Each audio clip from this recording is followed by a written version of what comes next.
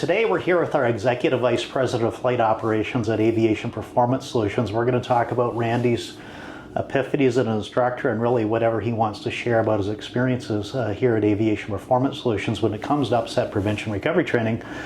And it's going to be an interesting, we don't know where it's going to go. We're going to talk about that. So the thing to remember is that as a pilot, are you prepared to deal with an unexpected airplane upset on its way to a loss of fatal control in flight accident? That's always the underlying question, so let's go ahead and jump in with Randy.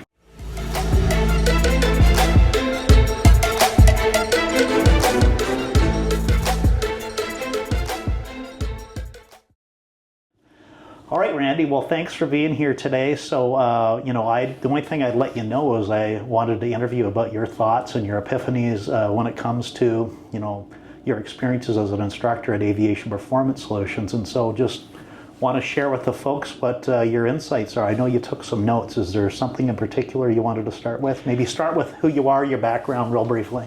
My name is Randy Brooks. I'm the Executive Vice President of Flight Operations here. My background, I'm the lone civilian trained pilot currently at APS. That's because I flew air shows professionally for about 10 years and then was a corporate pilot for another 10 years, and that gave me largely the same skill set that the military aviators at APS had, which is a good background to be an instructor in upset prevention and recovery training. And you might say, BJ, that I'm a bit of a slow learner, because I think it was about 3 or 4 years into this that I started to realize that our students were having a very, very common reaction to an exercise that we do on our second flight. So they've flown in our airplane before, they've had a series of academics, and this particular exercise is a slipping stall. And we have explained to them academically the reasons for that, the difference in the lift distribution between two wings. We have shown them videos of what it's going to look like. But this is a training event that is not required by the FAA or other licensing authorities, and so generally they haven't seen it. And so the very first demonstration that we do, I would get a lot of, "Holy cow, oh wow, expletive deleted." And it's something that we've done everything that we could to prepare them for, but that preparation did not involve the feeling of rolling around and the airplane, without their control, uncommanded roll often to 90 degrees of bank or more. They've never seen that happen. They may have been flying for 5,000 or 10,000 hours in their career, but even if they're a professional pilot training in simulators, the simulators are not programmed with the side slip that we're experiencing, so they won't go there. They won't recreate it even if you were doing it with an engine out or a whole bunch of rudder in. So here is a threat that they've been flying every day of their life with that they didn't even know that it existed. And if they saw it in real life, they would not respond in the appropriate way, which is to counter the uncommanded roll with a reduction in pitch. They'd respond by trying to roll the wings level, which would be the wrong thing to do past a stall. And so that little exercise led me to understand that although I thought I was teaching fancy flying skills that could be used in emergency, what we're actually teaching is access to those skills in an emergency, because people can be so confused or cognitively overloaded that they're incapacitated and frankly incapable of responding correctly or even thinking correctly. And that, as much as anything, really kind of boiled down or distilled the value of this training. So you mentioned a slipping stall is what you were just talking about. So maybe explain to folks the difference between a slip and a skid, because in typical licensing training, we just talk about uncoordinated stalls, right? And so our cross-control stalls. So that's a really big one, because when you're talking about the slipping stall, there is an opportunity for recovery, but in the skid, that's not necessarily the case. Do you want to talk about the difference? And that's something else people walk away with. That's right. And we introduced the slipping stall before the skidded stall because it is the slightly less threatening version, but the first time they've seen the uncommanded roll. In a slip, the airplane actually becomes stall resistant. It will actually reduce the stall speed somewhat. Again, something that folks don't always get through their licensing training. But the skidded stall, which is a scenario, a common traffic pattern stall that pilots are often familiar with, is often provides much less warning. It's occurring at a higher elevated speed above the 1G stall speed, which therefore may catch pilots off guard. Because in the skidded stall, the airplane is going to roll in the direction of the bank, it's very easy, in fact common, to go beyond 90 degrees of bank where now the lift vector is below the horizon and bad things can happen in a hurry. And if it actually happens in the traffic pattern, often the pilots are not going to have enough altitude to recover, even if they've been taught the correct recovery methodology. And so at this point, we have to make the points to pilots that this is not something that we're going to teach you to recover from. You have to prevent it in the first place. And so I've had a lot of examples of pilots after this training going, hey, I went back and we were flying and I saw the ball out towards the high wing, and they knew to stop it. They understood the threat. And so, in this case, the value of the training is the deterrent value of showing pilots what they don't ever want to have happen. And therefore, that gets to the very point of upset prevention and recovery training, that if you want to prevent an upset, which is what we would like to do in the first place, the best way to learn that is through learning upset recovery, because you'll see the entire spectrum of the escalation, and it allows you to cut things off at the pass much sooner because your pattern recognition is enhanced and you're going to be able to intervene before you get to the point of having to use recovery skills. You said we're not going to teach them how to recover from a skidded turn stall. We actually are going to teach them how to recover, but your point was simply that there may not be a recovery phase due to time and altitude. Yeah, we are teaching it up at altitude, but then we'll follow that up by saying, now, if we were in that scenario and we were actually at 500 feet, how would that have worked out for us? Not too well, because we just lost 1,000, 1,500 feet. So that's what I meant by that. Exactly, yeah. So that's really one of the takeaways, where people don't realize how close to the edge of the envelope they were, and also that outcome of those hundreds, sometimes thousands of feet, especially in our jet, that you lose in that situation is completely shocking. And many people are shocked, unfortunately, just prior to a fatal loss of control and flight accident when that happens to them.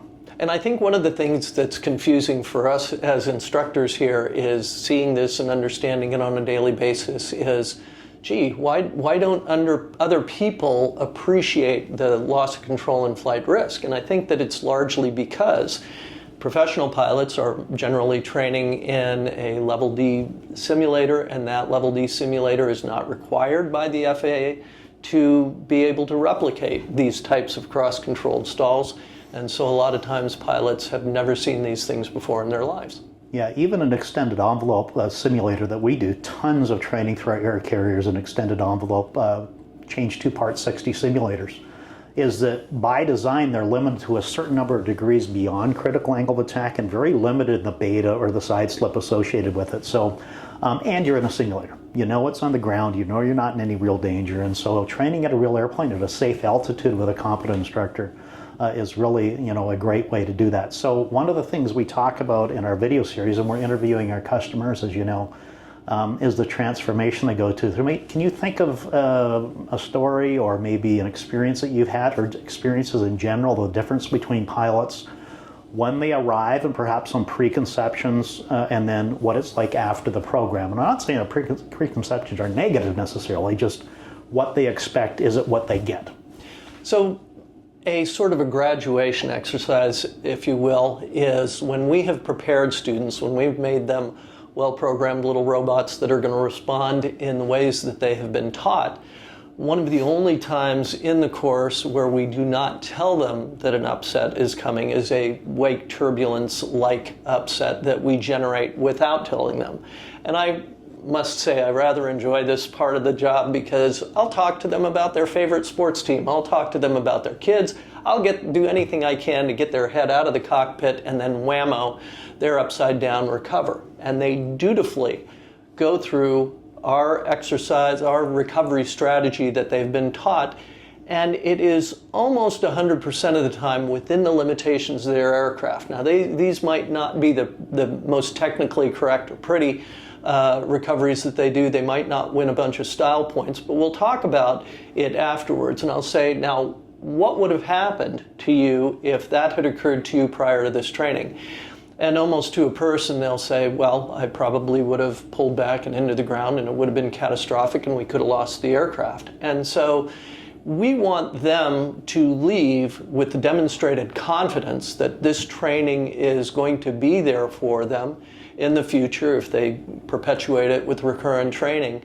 And they all agree. And that's very gratifying as an instructor to see that transformation. So two things on that. So you said they don't win style points. It's safe and effective. It's just that customers and yourself and your passengers and your family would rather be uncomfortable than dead.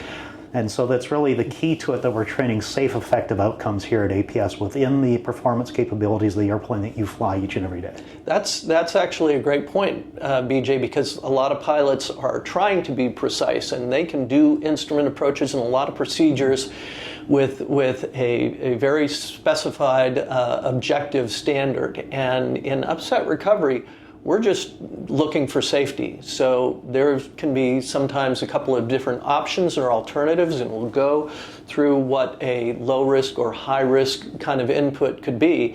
But in the end, we just want the aircraft upright within the envelope. So you mentioned one of the only times we startle pilots with an unexpected outcome. The reason why we do that is because of research that we did where we evaluated pilots before they've had the training with a very low success rate in a startling unexpected airplane upset event. Private pilots between about 15 and 25%, professional pilots 20 to 40%, well below 50%. So one of the outcomes that we want to make sure that pilots experience when they leave the program is through that process of habituation, overtraining, overlearning, is at the end of the program, we give them something unexpected exactly the way it's going to occur in the real world, so they prove to themselves they have the skills built in, right? Is that anything to add to that at all? Yeah, there are a couple of human factors terms that I think a lot of viewers would be familiar with: surprise and startle. Surprise can be a lot of different things. It can be automation, what's it doing now, because I didn't expect that to happen. But startle is a more physical, more visceral experience, and that is the reason for the surprise startle event, is we want them to understand what that feels like. They may have experienced it in other points in their lives, but maybe not in an airplane. And when they experience that, then they realize the importance of the strategy that they have been taught, because they've been taught a structured methodology that will be accessible, will be useful to them in an emergency. So it goes right back to what we started talking about those responses that pilots are unfamiliar with, and teaching them how to be proficient in that environment.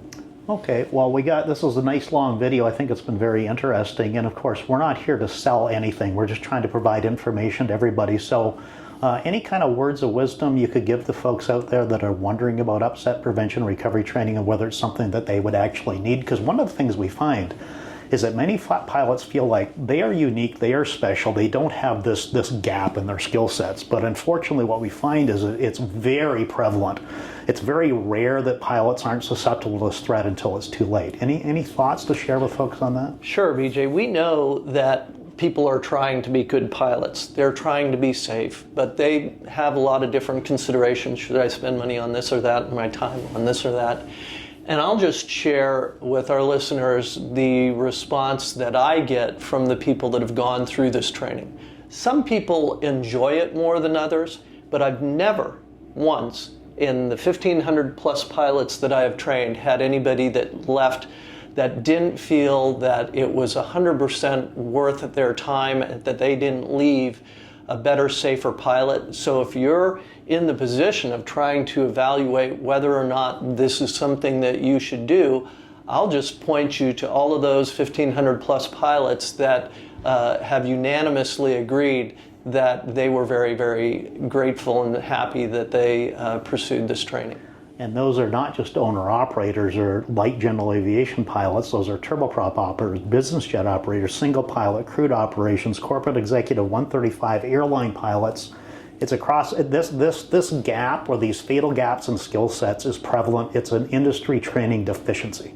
Would you agree with that? Yeah, very much so. And because our training is built around underlying academic and physical principles, it really applies to any fixed wing aircraft out there. There are certain type specific differences that we get to, but it's one of the reasons why it's so gratifying providing it to some of the folks that we fly with in the licensing stage, is we know now that they have skills and knowledge that's going to carry through whatever type of fixed wing aircraft they go on to fly. Awesome. Well, I think that's it, folks. So big thank you to Randy. Randy, thank you so much for your time. And we'll probably do that as just one big long session because it was so interesting. So thanks for your time today. Are you flying again or not? Pleasure. Nope, I got other work to do today. Okay, thanks, Randy.